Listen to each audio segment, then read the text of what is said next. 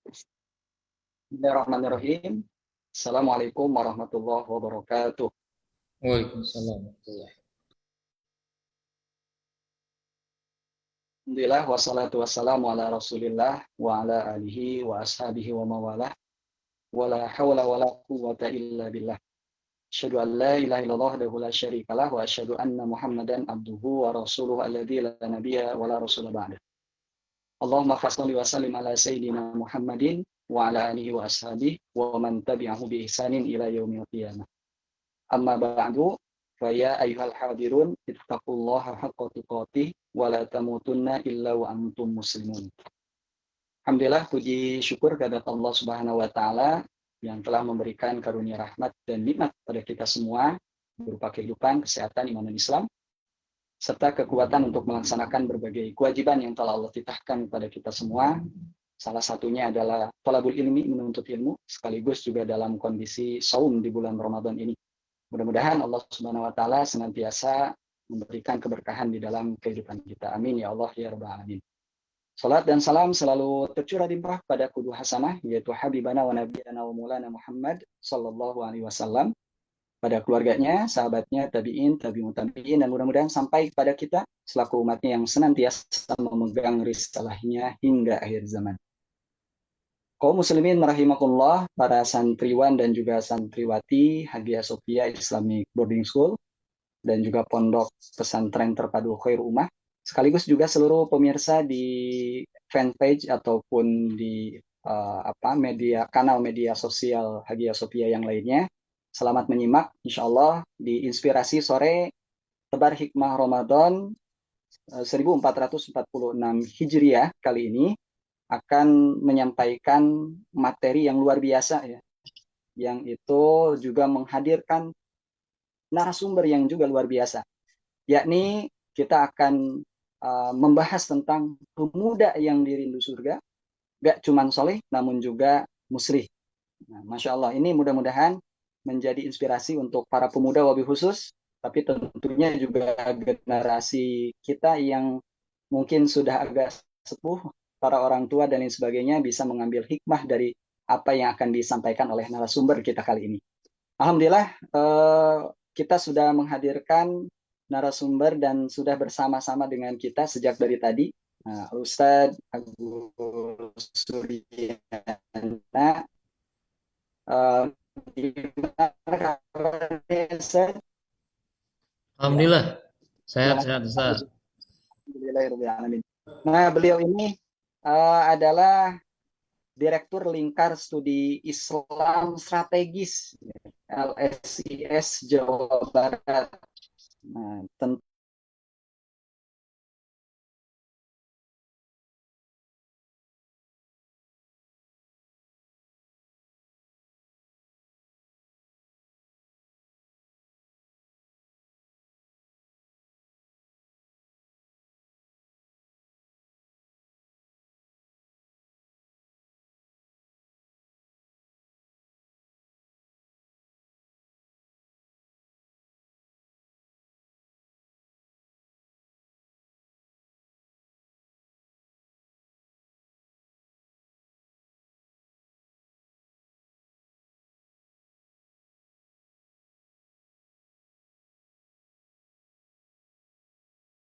Sempat hilang Ustaz suaranya tadi.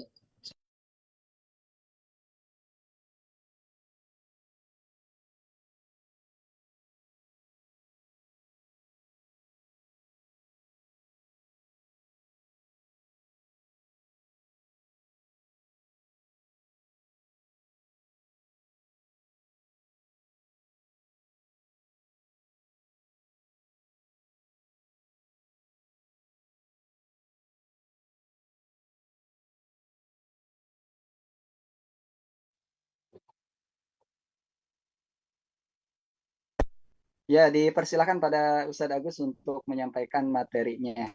Mangga Baik, dipersilakan. baik. Bismillahirrahmanirrahim. Assalamualaikum warahmatullahi wabarakatuh. Waalaikumsalam warahmatullahi wabarakatuh. Alhamdulillah, alhamdulillahilladzi ba'ansa bil ummiyina rasulam minhum yaslu alaihim ayatihi ويزكيهم ويعلمهم الكتاب والحكمة وإن كانوا من قبل لفي ضلال مبين وهو الذي أرسل رسوله بالهدى ودين الحق ليظهره على الدين كله ولو كره الكافرون أشهد أن لا إله إلا الله وحده لا شريك له وأشهد أن محمدا عبده ورسوله اللهم صل وسلم وبارك على سيدنا محمد وعلى آله وصحبه أجمعين أما بعد Allah Ta'ala fi kitabil karim a'udzu billahi minasyaitonir rajim kuntum khairu ummatin ukhrijat lin-nas ta'muruna bil ma'ruf wa tanhauna 'anil munkar wa tu'minuna billah al-ayat sadaqallahul azim.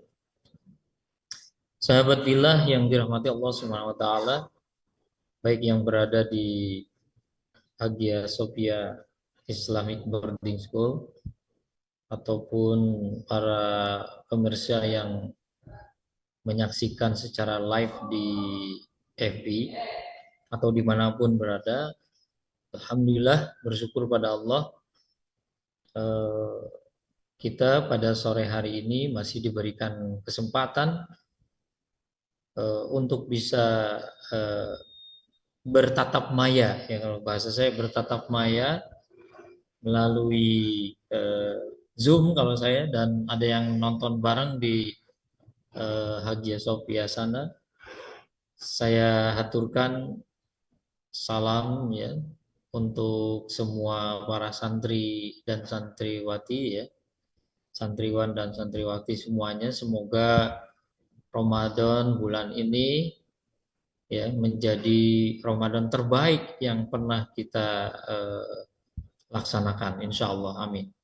Salawat serta salam semoga tetap tercurah limpah kepada junjungan alam Nabi Muhammad Sallallahu Alaihi Wasallam, para keluarganya, para sahabatnya, dan para pengikutnya hingga akhir zaman. Para sahabat fillah yang dirahmati Allah Subhanahu Wa Taala, kalau saya boleh ini ya share screen ya, bisa ya? Tolong di setting, Mangga. Sudah, ini saya mau share screen.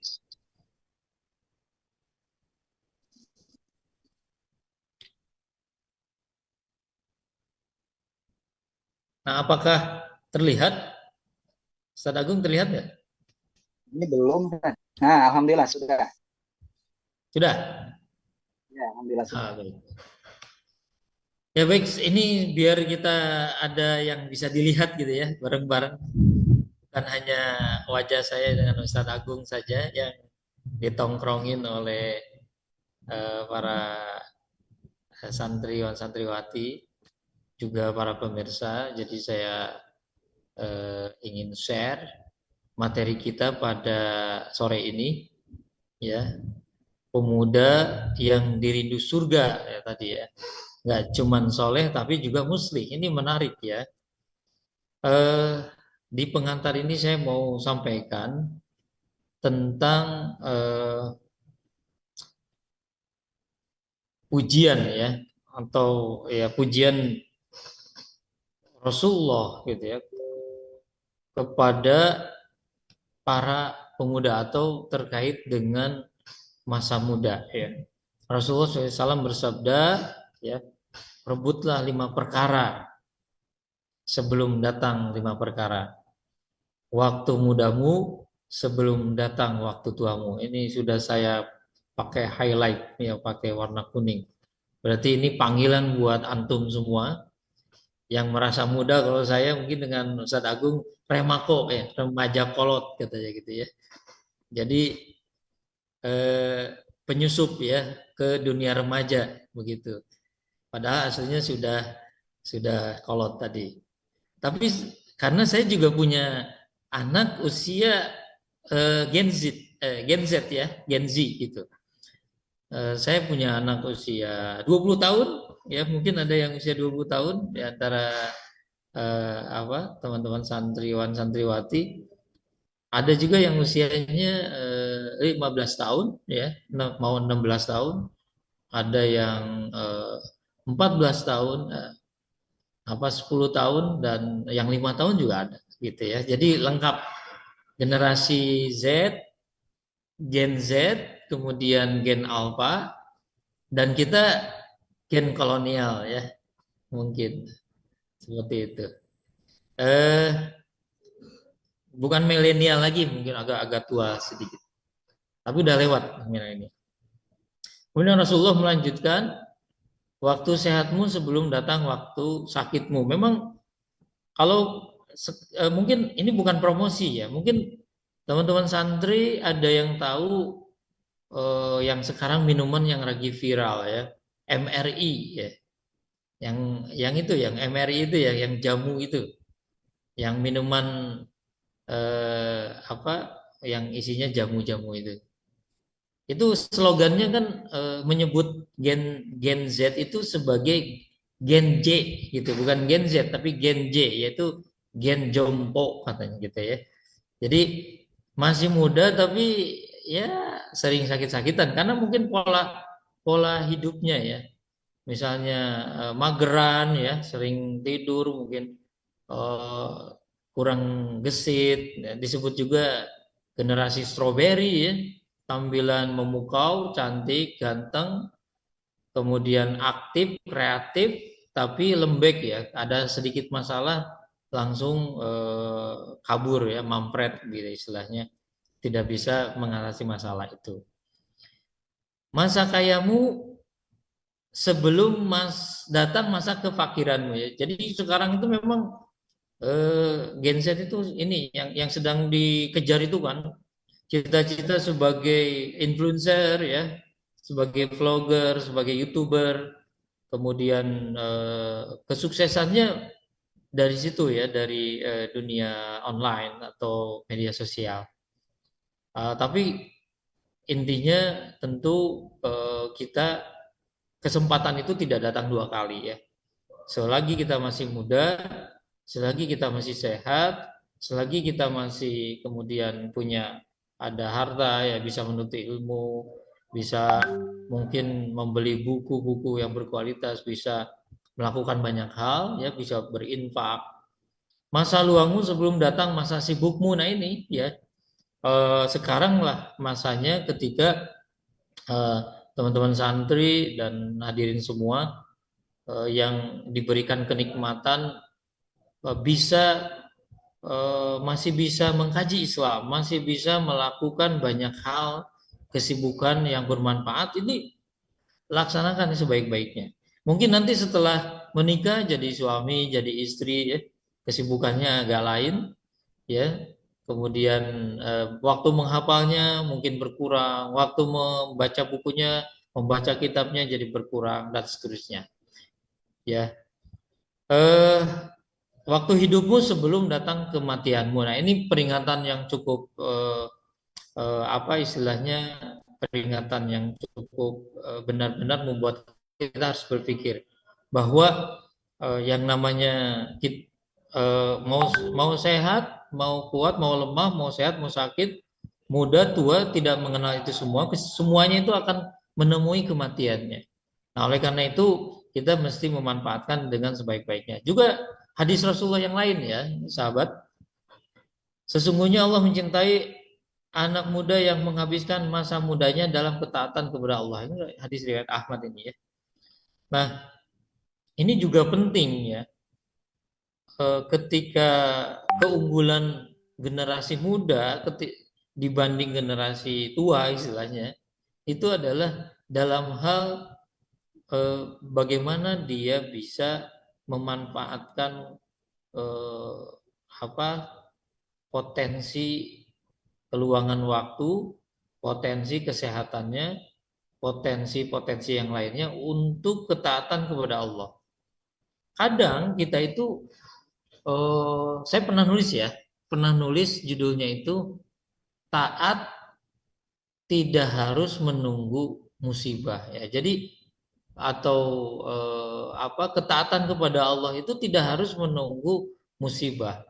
Sering kita itu ya, sahabat fillah, baru taat kepada Allah ketika ujian itu datang. Misalnya kita ketabrak nih ya, tabrak, ada teman saya kecelakaan, kakinya patah itu. Sebelum datangnya kecelakaan itu dia melakukan satu kemaksiatan gitu. Dikasih tahu tuh keke gitu, keke bahwa dia itu nggak salah. Ternyata Allah menguji dia. Lagi naik motor, kejepit angkot ya. Atau angkotnya itu nggak lihat, nggak lihat atau seperti apa, dia pokoknya mepet ke pinggir, ada dia yang lagi pakai motor. Itu jatuh dan kakinya patah. 1 tahun itu pengobatannya, nggak hanya di tempat tidur.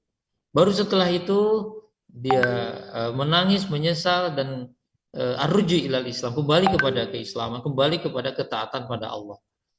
Apakah harus seperti itu dulu? Apakah harus dapat musibah dulu gitu baru kita, ya Allah, ternyata saya salah. Mending Allah ngasih kesempatan second chance ya, kesempatan kedua, pilihan kedua dalam hidup kita. Coba kalau ketika kecelakaan itu kemudian kita meninggal, nauzubillah min dzalik ya.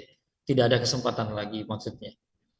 Ada juga yang karena diuji sakit ya sangat parah, baru kemudian teringat dosa-dosa dan akhirnya kembali. Apakah harus sakit parah dulu? Kan tidak gitu. Jadi jangan dulu mencicip-icip kemaksiatan dulu, jangan icip-icip sakit yang parah dulu, baru kita kemudian tobat atau kembali atau taat kepada Allah. Enggak seperti itu. Nah ini keliru ya. Kita sudah benar nih, sudah dalam moral yang baik, yang betul, gaspol ya, di waktu-waktu itulah kita harus taat kepada Allah Subhanahu wa taala. Nah, coba teman-teman para sahabat billah, sahabat Rasulullah SAW, ya, Rasulullah SAW itu dikelilingi oleh para pemuda ya. Rasulullah SAW dikelilingi para pemuda ya, yaitu para sahabatnya sendiri. Coba kita lihat usia-usia orang-orang di sekeliling Rasulullah ini. Lihat ya, Ali bin Abi Thalib 8 tahun itu masih 8 tahun ini luar biasa ya. Nah, kalau bayangkan anak saya 8 tahun ya masih mungkin main karet ya, main apa gitu. Ini Ali bin Abi Thalib sudah minta-minta aja jihad kepada Rasulullah SAW. Beberapa kali Ali itu tidak diizinkan jihad hanya karena belum cukup usianya, belum akil balik ya, seperti itu. Zubair bin Awam itu 8 tahun juga. Wah, belia sekali. Main sorodot gaplok ya zaman kita ya, Ustaz Agung ya. 8 tahun tuh masih kayak gitulah. Masih unyu-unyu ya. Sekarang sudah amit-amit gitu. Tolhah bin Ubaidillah 11 tahun. Wah, ini udah ada yang 11 tahun mungkin di para santri. Mungkin ada ya. Al-Arqam bin Abil Arqam ini 12 tahun. Ya, Abdullah bin Maz'un ya 17 tahun, Ja'far bin Abdul Thalib 18 tahun, Udamah bin Abi Maz'un itu 19 tahun. Ya. Ini saya belum ada di sini nih. Belum ada di sini nih. Ya, sudah tadi ya, usianya sudah lewat-lewat semua nih. Aduh ya Allah. Sa'id bin Zaid 15 tahun. Tapi disebut juga 18 tahun. Suhaib Ar-Rumi di bawah 20 tahun. Amir bin Fahirah 23 tahun. Kita lihat sahabat yang lain, Mus'ab bin Umair 24 tahun. Ini Mus'ab bin Umair ini keren banget ya, pemuda ganteng, kaya, tapi dia meninggalkan kekayaannya, tapi kegantengannya masih tetap di bawah ya, tidak bisa ditinggalkan ya, karena nggak pakai topeng. Jadi Mus'ab bin Umair itu usianya 24 tahun, tapi dia adalah duta pertama Rasulullah SAW, negara Islam pertama ya. Duta pertama sebelum negara Islam itu ada ya, maksudnya utusan Rasulullah untuk mengkondisikan Madinah waktu itu ya, Yasrib ya. Kemudian untuk sampai tokoh-tokoh para simpul-simpul umat di Madinah menerima dakwah Rasulullah dalam waktu 1 tahun saja, sehingga mereka semuanya siap menyambut Rasulullah dan mengangkat Rasulullah ya sebagai kepala negara, ya membaiat Rasulullah sebagai kepala negara. Luar biasa. Mus'ab bin Umair seorang ini keren ya, maksudnya pemuda yang istilahnya yang top markotop itu yang seperti ini. Al-Miqdad bin Al-Aswad ini 24 tahun juga. Abdullah bin Jasi 25 tahun. Abu Ubaidah bin Jarrah 27 tahun. Umar bin Khattab, nah ini 26 tahun. Masih belum ada usia saya di sini ya. Ya, nggak tahu Ustaz Agung berapa? Abdurrahman bin Auf 30 tahun. Bahkan ya dengan Ammar bin Yasir aja itu masih tuaan saya nih. Ya. 30 sampai 40 tahun. Abu Bakar Siddiq 37 tahun. Hamzah bin Abdul Muthalib ya. Ini juga masih nah ini 42 tahun ya. Sekarang masih beda 1 tahun lah dengan saya yang 43 tahun. Nah, Ubaidillah bin Al Harits ini yang paling tua nih ya, 50 tahun, masya Allah.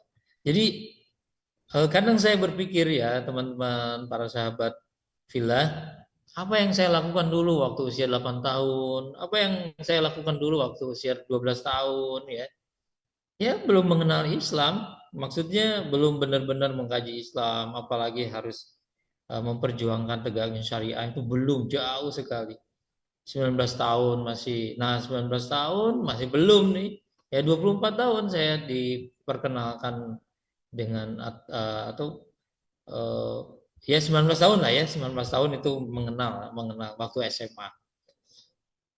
Insya Allah buat antum semua ya para sahabat villa, para santriwan santriwati tidak ada waktu berleha-leha mulai hari ini kita ambil kesempatan menjadi orang-orang yang beruntung yang di usia muda sudah mengenal Islam secara kafah. Nah, lalu siapa mereka itu ya para pemuda tadi? Mereka itu adalah sahabat Rasulullah SAW yang dipuji oleh Rasulullah SAW seperti di dalam sabdanya, sahabatku adalah seperti bintang-bintang di langit.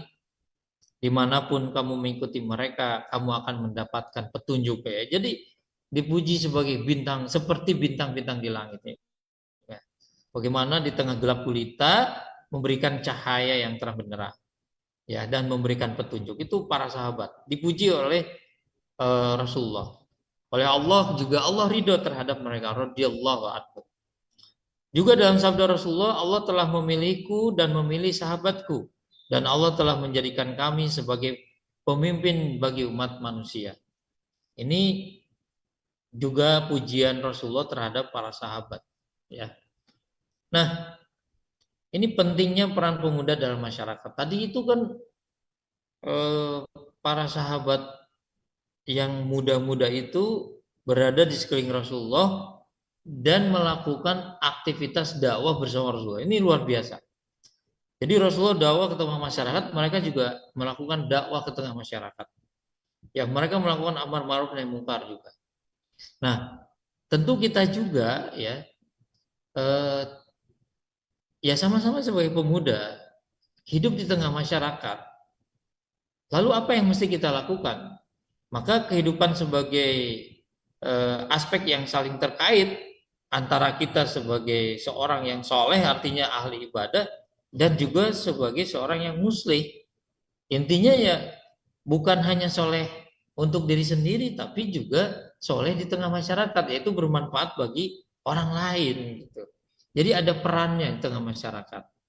Apa itu soleh ya? Definisi soleh itu intinya baik, hanif, ya, taat terhadap syariah gitu ya, memiliki pemahaman Islam yang baik, yang kafah, yang bukan hanya mengenal Islam itu hanya sholat, saum, zakat, haji, ya itu saja, tapi juga mengenal ya Islam itu sebagai bangunan yang sumulia, yang kafah, yang menyeluruh ya, keluar masuk WC diatur oleh Islam, ekonomi, pendidikan, pergaulan, pemerintahan, ya, sampai urusan negara itu juga diatur oleh Islam. Dan yang lebih penting itu terikat dengan syariat Islam. Itu yang soleh itu.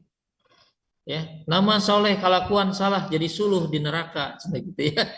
Jadi ya harus terikat dengan syariat Islam. Ya, ada dulu itu mungkin zaman kita ya Ustaz Agung ada yang disebut dengan remaja STMJ ya. Sholat terus maksiat jalan gitu ya. Jadi sholat terus maksiat jalan, sholat maksiat itu, ya. Itu masih mending katanya sholat terus maksiat jalan. Yang parah itu adalah sholat tara maksiat jalan gitu ya. Jadi ST-nya T-nya itu tara itu tidak pernah sholat maksiat jalan. Nauzubillah. Oleh karena itu yang keren dan top markotop itu ya pemuda yang dia iltizam, ya dia terikat dengan syariat Islam. Ya, tidak mudah terbawa arus, tidak mudah kemudian mengikuti ya FOMO itu ya, bagaimana tren hari ini apa dia ingin ikut-ikutan, ternyata itu haram gitu. Tidak seperti itu. Lalu apa itu muslih? Ya muslih itu dia melakukan perbaikan ya. Seseorang yang melakukan perbaikan, membawa manfaat kepada orang lain, perubahan. Lalu bahasa sekarang itu agen, agent of change ya. Agen minyak tanah, minyak, agen gas 3 kilo. Bukan itu ya, tapi agen perubahan ya, agen perubahan di tengah masyarakat. Artinya agen itu apa sih? Agen itu pembawa ya, pembawa perubahan. Ketika orang maksiat, remaja maksiat, Gen Z terbiasa maksiat, dia datang melawan arus. Dia tidak maksiat, dia menentang itu, dia justru taat gitu. Yaitu maksudnya agen perubahan. Dan berikutnya adalah mengemban dakwah di tengah masyarakat, karena kita tidak ingin selamat sendiri ya. Seorang yang muslih itu bukan hanya soleh sendiri, dia ingin masyarakat juga soleh gitu loh. Apa kita rela gitu ya, diri kita soleh, sementara ketika kita keluar rumah di gang-gang kita ada yang mabuk, ada yang berjudi, ya kita tidak mau ya seperti itu.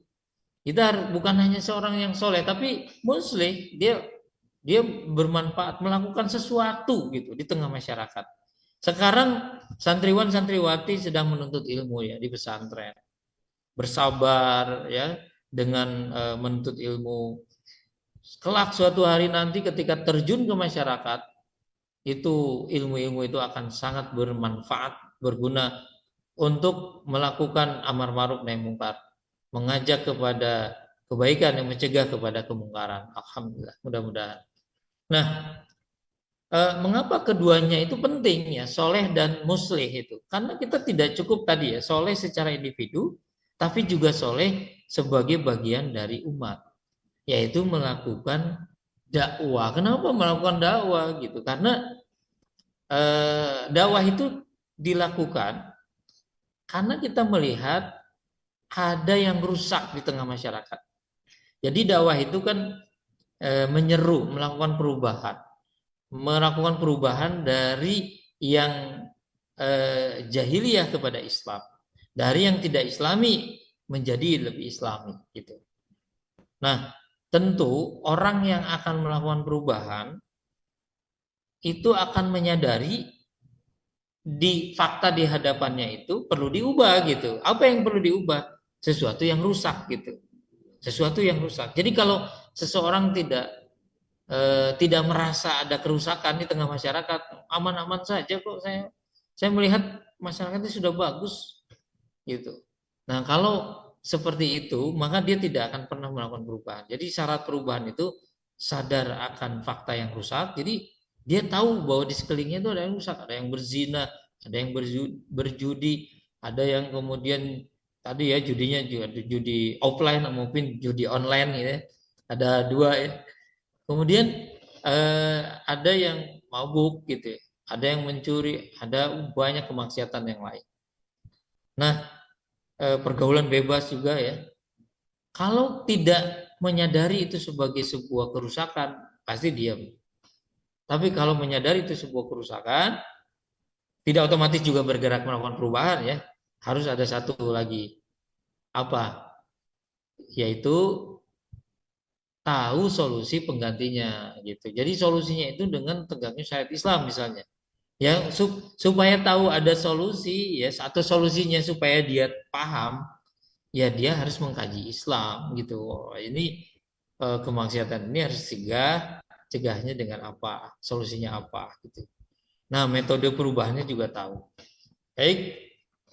Nah, karakter pemuda soleh itu satu ya, ya cinta kepada Allah, Rasul dan jihad fisabilillah. Itu disebutkan di dalam surat At-Taubah ya 24 kan, dikatakan ya, disebutkan katakanlah jika kamu ya jika bapak-bapakmu, ibumu, ya, anak-anakmu, harta kekayaan, ya, lebih kamu cintai daripada cinta kamu kepada Allah, Rasul dan jihad fisabilillah, itu kita rugi gitu. Cinta yang hakiki itu adalah cinta kepada Allah, kepada Rasul dan jihad fisabilillah. Jadi kalau kita ada istilah cinta mati, aku cinta mati kepadamu, ya. Wah itu udah gak benar itu ya. Itu palsu itu karena kalau cinta mati ya dia mencintai seseorang yang salah, dia bermaksiat, terus matinya su'ul khatimah, ya buruk di akhir, rugi ya. Dulu ada acara reality show zaman saya mungkin ya, itu yang namanya reality show Katakan Cinta ya gitu ya, Ustaz Agung ya dulu pernah Katakan Cinta. Jadi dulu itu sampai orang apa yang ikut reality show itu disebutnya itu pejuang cinta ya. Pejuang cinta itu hina sekali ya. Pejuang cinta melakukan banyak hal, rela melakukan hal-hal yang bahkan kehinaan sekalipun untuk supaya cintanya diterima oleh lawan jenis ya. Jadi pejuang cinta. Tapi Rasulullah dan para sahabatnya dan insya Allah kita ya ini pejuang pejuang syariah ya, yang kemudian insya Allah akan betul-betul memperjuangkan tegaknya hukum-hukum Allah Subhanahu Wa Taala. Yang berikutnya ciri orang pemuda soleh, disiplin dalam ibadah baik mahdoh maupun ghair mahdoh ya. Ya tentu saja kedisiplinan dalam ibadah ini terkait dengan komitmen kita ya untuk melaksanakan syariat Islam baik yang mahdoh maupun ghair mahdoh ya. Yang berikutnya menjaga akhlak dan adab ya. Tentu ini sudah banyak ditempa, dibina di pesantren ya. Mudah-mudahan ini makin menguatkan kita pada saat kita berinteraksi dengan umat di tengah-tengah masyarakat. Lalu karakter pemuda muslim itu seperti apa? Ya ini yang paling menonjol itu berkontribusi dalam perbaikan masyarakat gitu. Jadi ini yang sulit sekarang itu ya, anak-anak muda sekarang itu berkontribusi dan kebaikan masyarakat. Kenapa? Karena generasi sekarang itu rata-rata generasi yang cuek ya. Generasi yang cuek artinya generasi yang apatis ya. Masa bodoh. Itu bukan urusan saya gitu. Saya punya kerjaan sendiri, saya punya agenda sendiri. Saya punya acara sendiri gitu. Nah, ini bahaya sekali. Oleh karena itu, putus generasi seperti ini oleh kalian para santriwan santriwati bahwa kita itu harus punya peran di tengah masyarakat gitu. Ya nanti kalau sudah berbaur dengan masyarakat, masuki masjid, jadikan basis untuk beraktivitas di sana ya, jadi imam masjid, ngisi kajian ya, memberikan masukan, nasihat, kemudian berperan aktif di dalam dakwah amar ma'ruf nahi mungkar. Ini muslih ini ya, yang kemudian peran aktifnya ini yang menjadi sorotan. Ada orang-orang yang mungkin soleh, soleha, tapi dia tidak paham dengan kondisi masyarakat, tidak mau berbaur, tidak mau melakukan perubahan, tidak mau memberikan kebermanfaatan. Itu keliru tentu saja. Nah, tentu menjadi seorang yang soleh dan muslih itu banyak tantangannya ya. Nah, tantangan pemuda zaman now itu pada saat sekarang itu ya satu, ini pengaruh media sosial ya. Pasti teman-teman sahabat bilang santriwan santriwati dan juga pemirsa di rumah yang menyaksikan ya live punya media sosial, pasti punya media sosial ya. Dan bahkan mungkin kalau di pesantren ada aturan khusus, tapi mungkin pada saat pulang pasti punya media sosial ya, punya akun Facebook, punya akun punya akun TikTok, punya akun Instagram begitu ya, dan aktif beraktivitas di sana. membuat konten dan seterusnya. Kalau media sosial itu impact-nya, pengaruhnya baik, alhamdulillah. Yang dilihatnya konten-konten bermanfaat, alhamdulillah. Konten-konten yang memunculkan giroh, alhamdulillah. Konten-konten yang kemudian menjadikan kita lebih taat kepada Allah, alhamdulillah. Tapi kalau sebaliknya, ya, media sosial yang menjerumuskan, ya, kita sering scroll TikTok, akhirnya kita terjerumus, ya, kita melihat Instagram, kita melihat media sosial yang lain, yang kemudian akhirnya kita melakukan maksiat kepada Allah. Inilah yang sebenarnya eh, media sosial menjadi wasilah atau perantara kita malah bermaksiat kepada Allah. Nah, ini tidak benar, ya. Itu harus mengendalikan media sosial itu. Nah, godaan-godaan duniawi, ya. Ya, kalau kita sudah bergaul dengan orang-orang di luar sana, apalagi dengan gaya hidup, ya, gaya hidup permisif. Permisif itu gaya hidup serba boleh gitu. Lakukan dulu, soal hukumnya belakangan. Nah, itu permisif tuh. Darwela. Lakukan dulu soal hukum. Gimana lu kalau nggak boleh? Ah, kamu mau cemen, nggak boleh, nggak boleh. Udah, berani dong gitu. Jadi beraninya itu berani melanggar syariat, itu nggak benar itu. Jadi petantang petenteng kayak orang berani, tapi beraninya melanggar syariat Allah, itu ya cemen yang sesungguhnya sih sebenarnya itu. Kalau mau berani, ya berani untuk menentang hukum-hukum yang tidak sesuai dengan syariat. Nah, yang ketiga, kepentingan diri yang mengesampingkan tanggung jawab sebagai eh, seorang muslim. Jadi kita punya kepentingan-kepentingan masing-masing, obsesi-obsesi, cita-cita yang dikejar, ya, masing-masing pribadi kita, sampai akhirnya mengesampingkan tanggung jawab kita sebagai seorang muslim. Kalau saya ke anak saya ada moto, ya, saya ingatkan ke anak saya, jadilah pejuang muslim sebelum menjadi apapun, ya. Jadilah kamu sebagai seorang pengemban sebelum menjadi apapun, itu kalau saya ke anak saya. Percuma kamu nanti cita-cita pengen jadi dokter, jadi tuh jadi dokter, tapi dokter yang melanggar syariah. Jadi jadi pengusaha, jadi dia pengusaha, tapi pengusahanya riba, pengusahanya tidak taat syariah. Ya, saya ingin jadi ahli nuklir, jadi itu dia jadi ahli nuklir, tapi ahli nuklir yang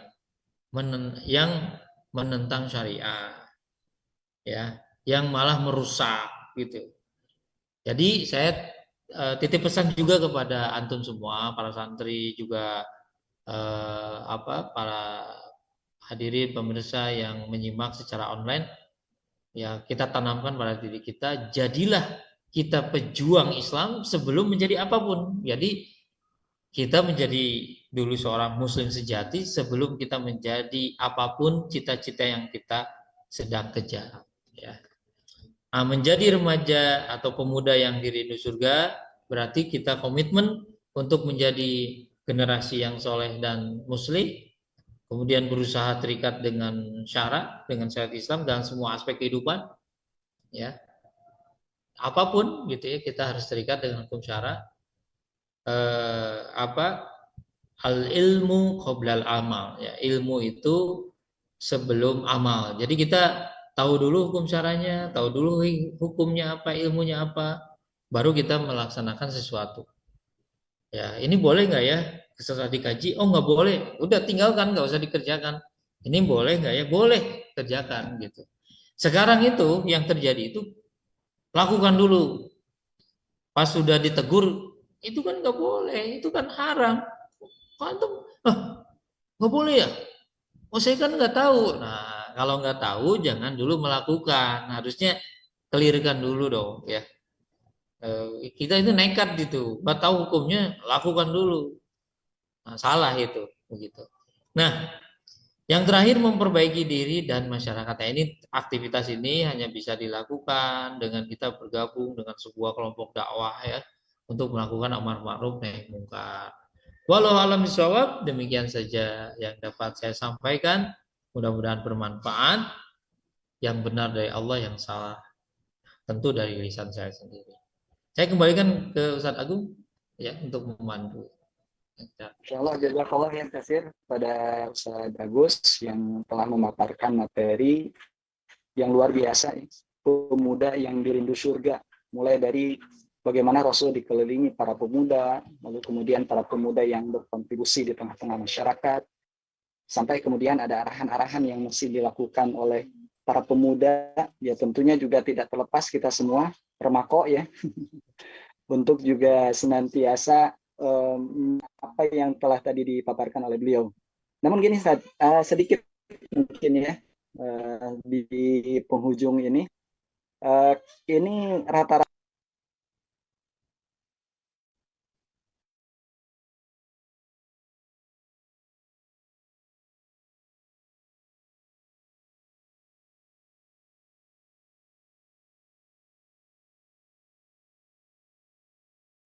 Kurang jelas Ustaz suaranya. ya barangkali ada hal-hal yang apa ya, tahapan-tahapan kecil yang bisa dilakukan oleh para santri yang masih muda ini, yang kadang kala itu merasa minder dengan kekurangan ilmu, pengalaman dan lain sebagainya. Barangkali ini ada hal-hal yang bisa ditawarkan oleh Ustadz supaya berkontribusi di tengah-tengah masyarakat di sejak dini, lalu kemudian ini akan menjadi pengalaman untuk mereka. Dan barangkali mungkin juga ada pengalaman-pengalaman yang bisa Ya, baik ini eh, saya itu ada istilahnya dulu itu sempat membuat apa yang disebut dengan eh, kuadran aktivitas ya. Jadi sebenarnya ini penting ya buat teman-teman santriwan santriwati dan para pemirsa di rumah untuk membuat atau memanajemen aktivitas kita ya. Kuadran yang dimaksud itu ada 4 ya. Ini paling pasti sudah sering ya mendengar ini. Kuadran yang pertama itu kita mesti menghimpun aktivitas penting dan mendesak ya. Jadi mengkategorisasikan ada aktivitas penting dan mendesak. Nah, gitu kan? Aktivitas penting dan mendesak inilah aktivitas-aktivitas yang kita masukkan yang wajib semuanya, yang wajib yang mau tidak mau harus dikerjakan. Ya, dari mulai tentu saja sholat fardu, menuntut ilmu, berdakwah, mengkaji Islam tadi ya, semua itu adalah kuadran pertama ya, termasuk ubudiyah makdo di kuadran 1 yang wajib. Pokoknya di sini nggak boleh terganggu. Kalau ini sudah clear, ini sudah terbiasa, nggak pernah lagi sholat ketinggalan, sholat nggak dilaksanakan, udah nggak ada. Seperti itu sudah aman. Maka yang berikutnya kuadran kedua. Kuadran kedua itu adalah penting tapi tidak mendesak. Ya. Itu biasanya perkara-perkara amal-amal soleh yang sifatnya sunnah. Ya, yang sunnah ini kita kalau sudah mapan dalam yang wajib sudah, yang sunnah itu kita kerjakan. Jangan sampai bercukup diri dengan yang wajib. Ya, dari mulai saum sunnah, kemudian sedekah ya, kemudian tilawah Quran, sholat duha dan seterusnya. Misalnya yang sunnah-sunnah itu perbanyak. Setelah itu ada kuadran yang ketiga, ya tidak penting tapi mendesak ya. Tidak penting nih, tapi mendesak. Kalau saya dulu tuh waktu kuliah itu menjadikan tugas-tugas kuliah itu sebagai perkara yang tidak penting, tapi mendesak. Gitu ya. Tidak penting. Saya kadang tidak penting, tidak akan dihisap. Begitu, tapi mendesak nih, saya harus kerjakan. Sehingga kalau dikerjakan, saya komit, saya disiplin, saya lulus tepat waktu, alhamdulillah. Ya, salah satu lulusan terbaik juga di kampus gitu. Jadi kenapa? Karena memandang ini tidak penting, tapi mendesak gitu ya. Jadi kayak yang meremehkan tapi dikerjakan gitu loh, segera. Nah ini mah diremehkan, meremehkan, tidak dikerjakan. Akhirnya pada saat berbenturan dengan yang wajib, misalnya mau mengkaji Islam, tapi belum mengerjakan tugas kuliah, tugas sekolah. Aduh, gimana ya, saya izin dulu ya, nggak bisa dulu ikut kajian. Soalnya saya harus mengerjakan ini, ya salah sendiri. Pekerjaan sekolahnya ditunda gitu loh. Iya, jadi harus kita tempatkan kalau itu tidak penting ya, tapi mendesak loh, harus ditunaikan gitu. Nah, contoh-contoh yang lain silahkan kalau menganggap itu tidak penting tapi mendesak ya kita kerjakan gitu. Ya. Misalnya menyusun rak buku, memperbaiki yang rusak, lemari-lemari atau bebersih apapun gitu ya. Itu mungkin kita menganggap selama masih bisa dipakai, nah, biarin aja. Pada saat udah rusak fatal, baru kita ngerjain itu. Padahal bentrok dengan kegiatan yang wajib. Apaan Ustadz, saya lagi memperbaiki ini meja, misalnya meja untuk belajar udah patah. Ya karena sejak awal ketika reyot tidak diperbaiki gitu. Ya, jadi itu tidak penting, tapi mendesak harus kita segera perbaiki. Dan kuadran yang keempat itu tidak penting, tidak mendesak. Ya, main Mobile Legend, main FF, main game ya, nonton YouTube, scroll TikTok berlama-lama atau banyak atau ngerumpi ngegosip, nggak tahu di pesantren seperti apa. Saya aktivitas para santri, kalau ada kategorisasi yang tidak penting dan tidak mendesak, tinggalkan gitu. Jadi para santri ini himpun, ini penting mendesak, oke, itu jadi prioritas utama. Keduanya penting tidak mendesak, yang sunnah eh, tidak penting tapi mendesak, segera kerjakan, bisa mengganggu aktivitas yang lain. Itu yang perlu dilakukan sih. Kalau sudah terbiasa ya para santri melakukan itu, nanti enak loh kalau kita di masyarakat itu akan melihat prioritas-prioritas itu. Kira-kira itu Ustaz Agung yang bisa saya sampaikan. Ya, terima kasih. Ini banyak insight yang bisa diambil oleh kita semua, lebih khusus untuk para santri dan juga para pemirsa yang ada dimanapun berada. Nampaknya ini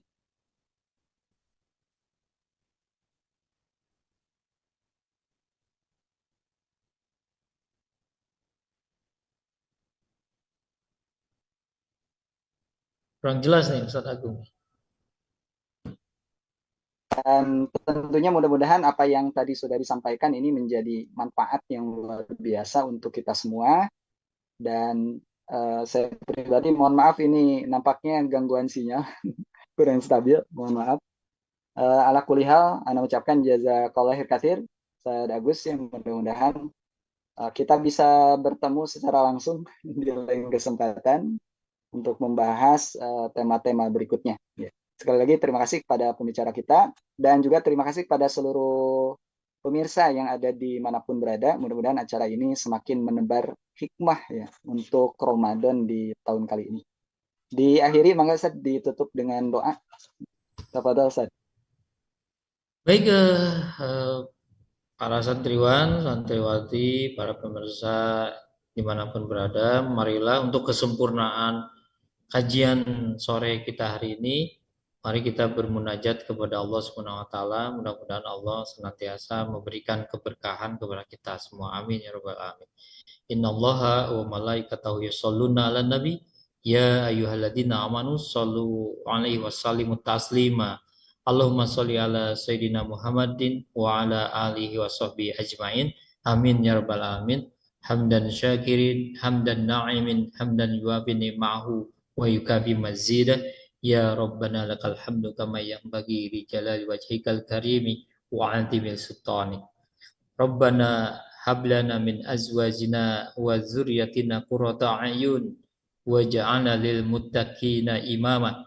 Rabbana la tuzigh qulubana ba'da idh hadaitana wa hab lana min ladunka rahmah innaka antal wahhab. Rabbana atina fid dunya hasanah wa fil akhirati hasanah wa qina azabannar. Subhanaka rabbika rabbil izzati amma yasifun Wassalamun ala mursalin walhamdulillahirabbil alamin. Assalamualaikum warahmatullahi wabarakatuh. Ya, Waalaikumsalam warahmatullahi wabarakatuh. Baik, jazakallahu khair. Alhamdulillah, acara demi acara sudah kita lalui dari awal hingga akhir. Ya, mudah-mudahan setiap apapun yang kita dapatkan ini menjadi ilmu yang bermanfaat dan tentunya mendapatkan pahala di sisi Allah Subhanahu wa taala. Itu saja yang bisa disampaikan kami dari segenap panitia Tebar Hikmah Ramadan Inspirasi Sore Hagia Sophia Islamic Boarding School. Sekali lagi mengucapkan terima kasih kepada pembicara dan juga kepada seluruh peserta. Kita akhiri dengan pembacaan hamdalah. Alhamdulillahirabbil alamin dan doa fardhu majlis. Subhanakallahumma wa bihamdika asyhadu an la ilaha illa anta astaghfiruka wa atubu ilaik. Wa afu minkum. Wassalamualaikum warahmatullahi wabarakatuh. Waalaikumsalam warahmatullahi wabarakatuh. Saya pamit ya Ustaz.